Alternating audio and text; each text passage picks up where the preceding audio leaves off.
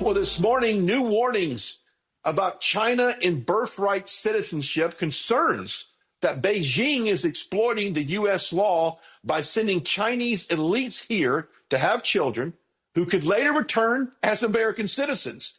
All of this in a new book, The Invisible Coup. The author, Peter Schweitzer, joins us now. Peter, welcome to the show this morning. This is disturbing that this trend continues, and this has got to hurt not only our national security, but it's also got to hurt the interests of this country in general.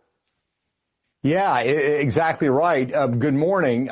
It's the fact that they're exploiting it, but it's also the scale at which they're doing it. So beginning in 2011, the Chinese Communist Party began encouraging members of the Chinese elite to travel to the United States with their pregnant wives, give birth in the United States, then return to China where the child would be raised, and they are now U.S. citizens, at least according to the interpretation of birthright citizenship that has been the predominant one over the last 50 years. In terms of scale, our federal government has no idea what the numbers are because we don't track it. When there's a birth certificate issued in the United States, it does not list the nationality of the parents.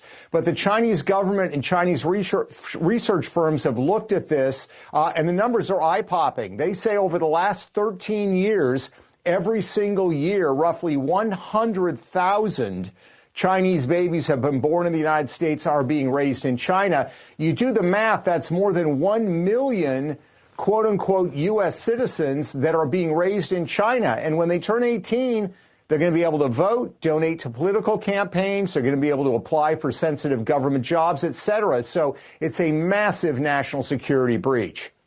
I was going to say, what's the end game in all of this? Just to shift public policy. We've seen the Chinese biolabs come out of Las Vegas. I don't know if any of that is a part of what we're talking about. But what is the end game of all of this? Yeah, it's a great question. Look, anytime you have a government that is encouraging its citizens to seek dual citizenship, they're doing that because they see that there's some benefit or gain from it. And the benefit of gain, is potentially enormous. Think about presidential elections. The 2016 election was settled by 72,000 votes. If you've got 1 million people in China, let's say they turn 18 and they start coming to the United States on student visas. They've now set up residency in American states, and they can vote in those states. So voting is certainly an aspect of it, but also government jobs.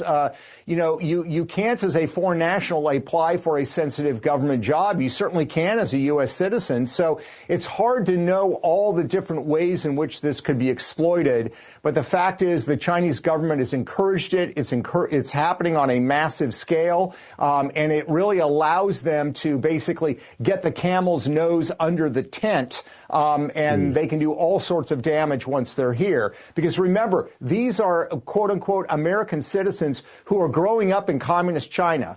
With that education system, with that social system, they have literally no attachment to the United States whatsoever, other than the fact that their parents traveled here and they were born, and then they were shuttled back to China. Okay, Peter, let's put our political lens on just for a second. Which political party is for this, and which political party would like to end birthright citizenship? Pretty easy answer, I think. Certainly President Trump has been pushing to end birthright citizenship, or at least this extreme version of it, because literally right now, if you essentially as a pregnant woman touch your toe across the border into the United States and give birth, that child is an automatic U.S. citizen, even if they don't raise the child here. That seems absurd on its face, and I think that's an 80-20 issue.